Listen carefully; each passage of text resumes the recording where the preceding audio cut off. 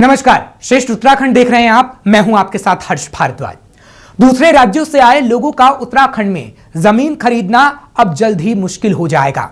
उत्तराखंड में भू कानून को लेकर चल रहे आंदोलन के बीच धामी सरकार ने जमीन खरीदने को लेकर एक नया एक्शन प्लान बनाया है। धामी सरकार भू कानून में जल्द ही बड़ा संशोधन कर सकती है।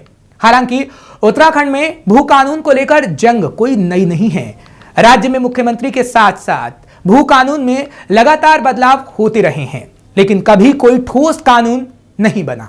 उत्तराखंड में भू कानून को लेकर शुरू हुआ आंदोलन जन आंदोलन का रूप लेता जा रहा है।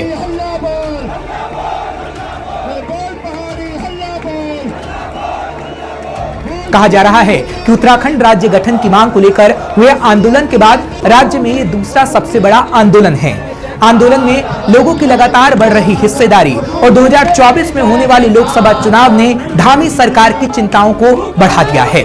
सरकार ने भू कानून को लेकर पहले ही समिति गठित कर रखी है। अब धामी सरकार जमीन खरीदने को लेकर नया एक्शन प्लान बना रही है। सरकार जल्द ही राज्य में भू कानून में जरूरी संशोधन कर सकती है। ऐसे में दूसरे राज्यों के लोगों का उत्तराखंड में जमीन खरीदना मुश्किल हो जाएगा। बता दें कि 2003 में मुख्यमंत्री रहते हुए नारायण दत्त तिवारी ने भू कानून में संशोधन किया था।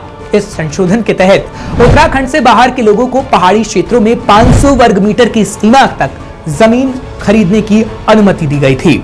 लेकिन जब बीसी खंडूरी सीएम बने तो उत्तराखंड की बीजेपी सरकार ने पर्वतीय जिलों में बाहर के राज्यों के लोगों की ओर से जमीन की खरीद रोकने के लिए यह सीमा घटाकर 250 वर्ग मीटर कर दी थी। फिर पूर्व सीएम त्रिवेंद्र सिंह रावत की सरकार ने पहाड़ी क्षेत्रों में निवेश आकर्षित करने के लिए सभी प्रतिबंध हटा दिए। इसके बाद उत्तराखंड के नगरपालिका क्षेत्रों में अन्य राज्यों के लोगों के लिए जमीन की खरीद पर कोई प्रतिबंध नहीं रह गया। अब भू कानून को लेकर शुरू हुए आंदोलन में नगर निगम क्षेत्रों में भी बाहरी राज्यों के लोगों के लिए जमीन खरीदने को घटाकर 250 वर्ग मीटर करने और ग्रामीण क्षेत्रों में जमीन की बिक्री पर पूरी तरह प्रतिबंध लगाने की मांग की जा रही है। उत्तराखंड में सरकार आने के बाद मुख्यमंत्री पुष्कर सिंह धामी ने 2022 में इस मुद्दे पर 5 सदस्यीय समिति का गठन किया था। समिति ने सरकार को 23 सिफारिशें दी थी। अब धामी सरकार उन्हीं प्रस्तावों पर विचार करने में जुटी हुई है। आपको बता दें कि उत्तराखंड ऐसा इकलौता राज्य नहीं है जहां बाहरी राज्यों के लोग जमीन खरीद नहीं सकते। इसमें देश के कई राज्य शामिल हैं। बाहरी राज्य के लोगों के जमीन खरीदने पर पाबंदी वाले राज्यों में हिमाचल प्रदेश भी शामिल है। हिमाचल प्रदेश में बाहरी राज्य के लोगों को पहाड़ी क्षेत्रों में संपत्ति खरीदने की अनुमति नहीं है। हिमाचल प्रदेश किराएदारी और भूमि सुधार अधिनियम की धारा 118 के मुताबिक कोई भी गैर कृषक या बाहरी राज्य का निवासी हिमाचल प्रदेश में कृषि भूमि नहीं खरीद सकता है। यही नहीं, स्थानीय लोग बाहरी राज्य के लोगों को वसीयत के जरिए भी जमीन का हस्तांतरण नहीं कर सकते हैं। हिमाचल के साथ साथ सिक्किम, अरुणाचल प्रदेश और शिलांग में भी बाहरी लोगों की जमीन की खरीद पर पाबंदी है। ऐसे में उत्तराखंड में भू कानून को लेकर सख्त कानून लागू करने की मांग कोई नई नहीं है।